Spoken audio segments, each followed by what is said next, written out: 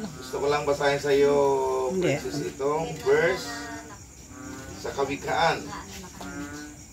Kawikaan chapter 3. Yan. Kaya tama yung mga sinabi nila na huwag mong kalimutan. Huwag mong kalimutan ang bili ng mga magulang natin. No? Sabi rito, anak ko, ang aral ko'y huwag mong lilimutin. Lahat ng aking utos sa isipan mo'y itanim. Upang araw mo'y tumagal. Yan. Upang araw mo'y tumagal, humaba ang iyong buhay at magiging masagana sa lahat ng kailangan. Kaya yung mga pagbatid, paalala ng bawat isa, ay huwag mong kalilimutan yon, lalo na sa iyong mama, sa iyong papa. Huwag mong kalimutan yon sa iyong lola.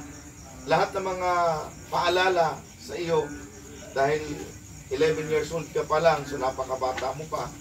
So marami ka pang, malayo pang marating mo sa buhay mo. Anong grade ka ngayon?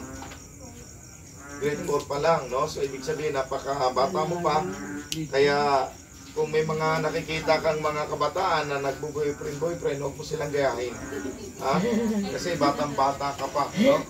Ayan. Kaya hayaan mo muna sila at darating ang panahon sa tamang edad mo, tamang panahon, pag nag-18 ka na, di ba?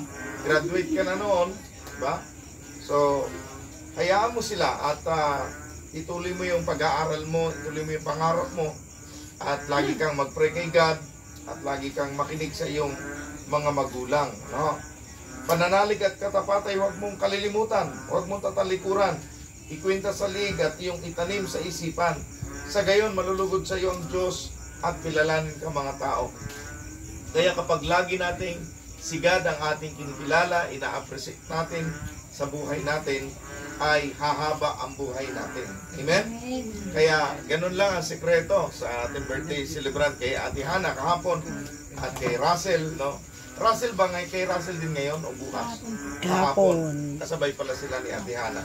So, sa inyong buhay at sa ating lahat, ang para humaba ang buhay ng tao ay hindi po totoo po yun. Hindi totoo yung ang masamang damo ay matagal mamatay. Hindi po totoo yan. No? Tandaan ninyo, ang mabuting tao ang sumunod sa kalooban ng Diyos ay mahaba ang buhay. Amen?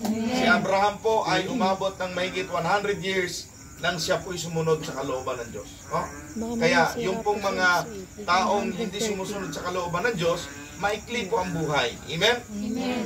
Maikli ang buhay. Kaya, Princess anak, huwag mong kalilimutan, laging mag-pray kay God. Amen? Amen. Siya ang ating sandata.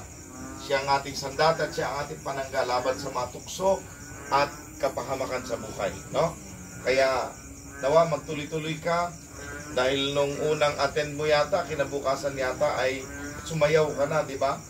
Oh, so nawa ay patuloy mo yung pagdadance mo, pagtatamburin mo at lalo kang gamitin ng Panginoong Diyos sa kanyang kingdom. Amen? Palakpakan natin ang Diyos sa buhay ni Ate Princess, ni Russell at ni Ate Hana sa kanilang birthday. Amen? At naway lalo pang humaba ang kanilang buhay. Yan. So tumayo tayong lahat at Princess, dito ka anak.